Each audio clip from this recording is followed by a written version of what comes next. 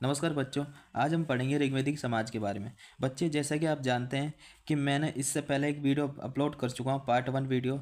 अगर कुछ बच्चे वीडियो को देख रहे होंगे, लेकिन इस वीडियो से देखने से पहले या इस वीडियो को कंप्लीट हो जाने के बाद उस वीडियो को जरूर देखना, पार्ट 1 वीडियो। ठीक है बच्चे, ये जो वीडियो होगी ये पार्ट 2 वीडियो होगी। आज हम इसके अंतर्गत पढ़ेंगे ऋग्वेदिक समाज, है ना।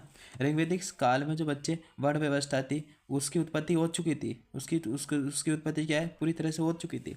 लेकिन हालांकि समाज जो है समतामूलक था, यानी समाज में आदर समान था सभी वर्गों के बीच में, लेकिन वर्गों के बीच कोई भेदभाव नहीं था, है ना। ऋग्वेद के प्रारंभिक चरणों में केवल 3 वर्ण थे। कौन कौन से? ब्राह्मण, क्षत्रिय और वैश्य। आप जानते हैं कि बच्चे ब्राह्मण जो थे वेदों का अध्ययन करते थे, वेदों का उच्चारण करते थे, शास्त्रों का उच्चारण करते थे, है ना, वेदों का अध्ययन करते थे। और क्षत्रिय जो थे वो राजा हुआ करते थे और कबीले की रक्षा करते थे, है ना। और वैश्य जो है व्यापारी हुआ करते थे, है ना। समाज में वर्णों का विभाजन रंग के आधार पर नहीं था, बल्कि कर्म के आधार पर हुआ करता था। देखो, जैसे कि ऋग्वेद में 10 मंडल देखने को मिलते हैं बच्चे। कितने? 10 मंडल हमें ऋग्वेद में देखने को मिलते हैं। ऋग्वेद के 9वें मंडल में ये पता चलता है कि वर्ण विभाजन जो वर्ण विभाजन रंग के आधार पर नहीं था, बल्कि कर्म के आधार पर था। कैसे? कि ऋग्वेद के 9वें मंडल में एक व्यक्ति कहता है कि मैं कवि हूँ, मेरे पिताजी वेद हैं और मेरी माताजी आटा चक्की चलाती है, यानी आटा चक्की चलाती है, पीसने का काम करती है। इससे पता लगता है कि ऋग्वेदिक, सही से आ नहीं रहा, कोई बात नहीं, एडजस्ट करना पड़ेगा थोड़ा बहुत एडजस्ट करना पड़ेगा वीडियो में।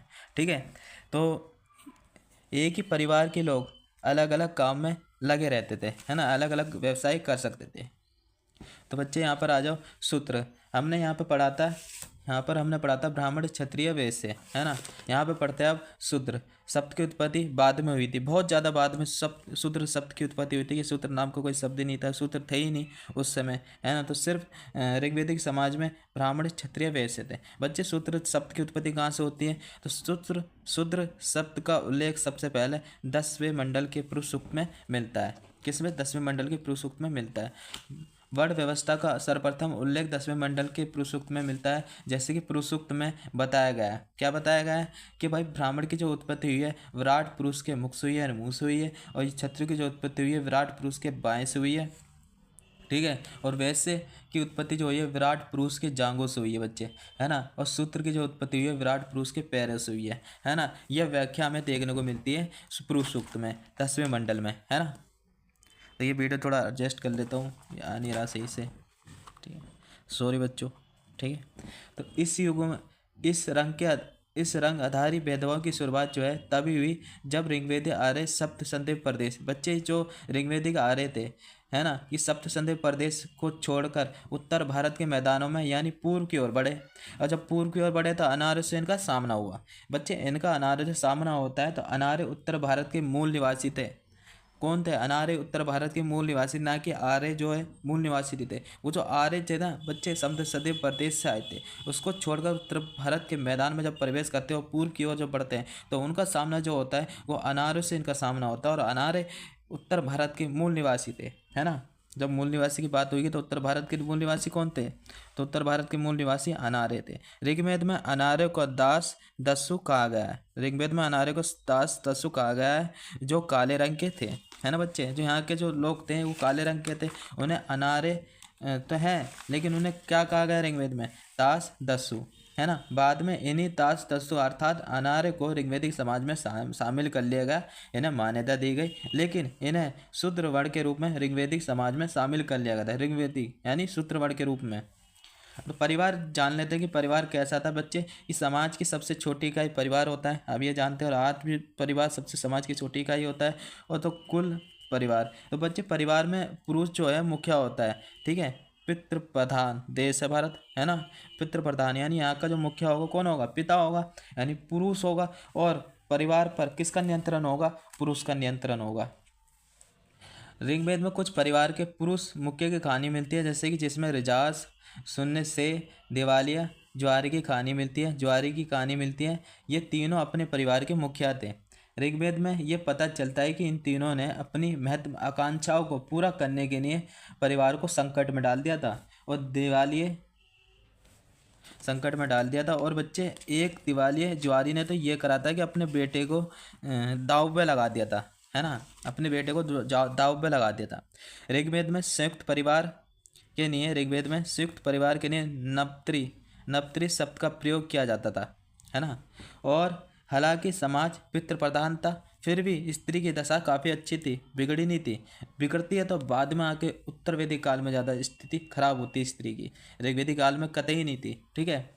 पुरुषों की तरह स्त्रियों को भी भैया बच्चे उपनयन संस्कार किया जाता है, लेकिन उत्तर वैदिक काल में क्या होता है कि उपनयन संस्कार से वंचित कर दिया जाता है स्त्रियों को, है ना।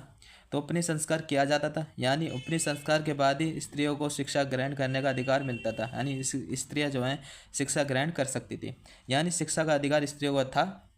स्त्रियों को वर चुनने की आज़ादी थी, है ना। कोई कन्या चाहे तो वह जीवन भर अविवाहित रह सकती है, यानी ब्रह्मचर्य का पालन कर सकती है। अविवाहित कन्या को अमाचु कहा जाता था। बच्चे या एग्जाम में अक्सर पूछा जाता है कि अमाचु किसे कहा जाता था? अविवाहित कन्या को कहा जाता था, जो कि जीवन भर जो शादी नहीं करती, है ना। स्त्रियां पुनर्विवाह भी कर सकती थी, स्त्रियां जो है पुनर्विवाह कर सकती थी। महिला विद्वान को विदुषी यानी विदुषी कहा जाता था। इन्होंने ऋग्वेद के कुछ मंत्रों की रचना की थी बच्चे, इसलिए इन्हें विदुषी यानी विद्वान कहा जाता था। बच्चे महिला जो विद्वान होती थी उन्हें विदुषी कहा जाता था, है ना। आगे बढ़ते हैं। विदुषी महिलाओं का नाम है लुभा। कुछ विदुषी महिलाओं के नाम लिख रखे हैं यहाँ पर जो ऋग्वेद में जिनका जिक्र मिलता है। लूपा मुद्रा, कोसा, सिक्ता और विश्वपाला, है ना। ये महिलाओं के नाम मिलते हैं जो कि विदुषी होते हैं, है ना। थोड़ा ही लिख गया है कैमरा। तो बच्चे क्या होता है ऋग्वेद में जायत स्तंभ ये जरूरी होता है। देखो ऋग्वेद में जायत स्तंभ शब्द का प्रयोग महिलाओं के लिए हुआ है, अर्थात पत्नी ही गृह है, अर्थात पत्नी ही घर है, ऐसा ऋग्वेद में मिलता है। जायत स्तंभ शब्द का प्रयोग महिलाओं के लिए हुआ है ना। कन्या के विवाह। बच्चे कन्या के विवाह के बाद कुछ उपहार दिया जाता था, जो अपनी स्वेच्छा से उसे बहुता कहा गया है। जो उपहार दिया जाता था ना महिला के यानी कन्या के विवाह के बाद, अपनी स्वेच्छा से उसे बहुतु कहा गया है ना, बहुतु कहा गया है। लेकिन ऋग्वेदिक में मिलने वाले कुछ साक्ष्य महिलाओं के लिए तथाकथित सम्मानजनक स्थिति पर प्रश्न चिन्ह लगाते हैं। अब प्रश्न चिन्ह क्या लगाते हैं, ऐसे बात करते हैं कि ऐसे दो साक्ष्य मिलते हैं। पहला तो बच्चे नियुक्त प्रथा मिलती है ना, दूसरा बहुपति विवाह मिलता है। तो जानने हैं कि नियुक्त प्रथा क्या होती है बच्चे। नियुक्त प्रथा जो होती है ना, नियुक्त प्रथा ये जब किसी स्त्री का पति मर जाता था, अर्थात पति की मृत्यु हो जाती थी, तो स्त्री का विवाह उसके देवर से कर दिया जाता था। यह होता था नियुक्त प्रथा, है ना। उस स्त्री का विवाह किससे किया जाता था? उसके देवर से उसकी शादी कर दी जाती थी। और यह विवाह स्थायी नहीं होता था बच्चे, याद रखना। यह विवाह सिर्फ स्थायी नहीं होता था, यह अस्थायी विवाह होता था, क्योंकि यह विवाह संतान के लिए किया जाता था, ना कि जीवन साथी के लिए, है ना। यह विवाह स्थायी न होकर अस्थायी हुआ करता था बच्चे, है ना। अब पढ़ते हैं इसकी मान्यता एक संतान प्राप्त करने के बाद ही इस विवाह को समाप्त कर दिया जाता था। बच्चे अगर एक बच्चा हो गया, एक संतान होगी, तो इस विवाह को समाप्त कर दिया जाता था, है ना। और बहुपति विवाह जान लेते हैं कि बहुपति विवाह क्या होता है। इससे सबसे पता लग रहा होगा कि ऋग्वेदिक काल में बच्चे एक स्त्री कई पति हो सकते, एक स्त्री के कई पति हो सकते थे। जैसा महाभारत में आप देखते हो गए ना, द्रौपदी के 5 पति थे, 5 पांडव जो तो द्रौपदी के पति थे, है ना। तो नियुक्त प्रथा से उत्पन्न संतान को क्षेत्रज कहा जाता था।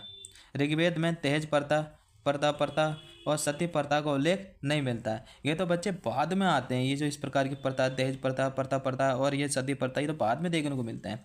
खान पान, तो खान पान जो बच्चे क्या होता था, ऋग्वेद में चावल, नमक और मछली का उल्लेख नहीं मिलता है ना। ऋग्वेद आर्य जो थे वो खाने पीने में गाय का सेवन नहीं करते थे।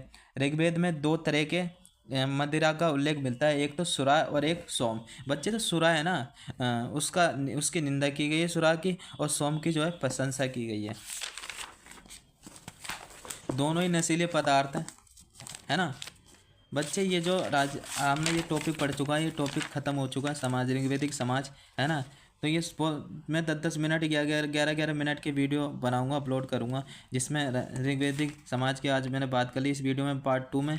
और पार्ट 3 जो आएगा ऋग्वेदिक राजनीतिक जीवन ठीक है, इसके बारे में पार्ट 3 में हम बात करेंगे। देखो छोटी छोटी वीडियो होगी तो बच्चा देखता है ना, इंटरेस्टिंग रूप से देखता है। और मैं चाहता हूँ कि 11-11, 12-12 मिनट की वीडियो हो और अच्छे से बच्चे देखें। ठीक है, तो इस वीडियो को लाइक और सब्सक्राइब और कमेंट और शेयर जरूर करें, है ना बच्चे। जितना आप शेयर करोगे, जितना आप सब्सक्राइब करोगे, मेरा एक होगा। और मैं अच्छे से अच्छे वीडियो और अच्छे से अच्छे वीडियो आपके कंपटीशन एग्ज़ाम के लिए लाऊंगा। ठीक है, धन्यवाद।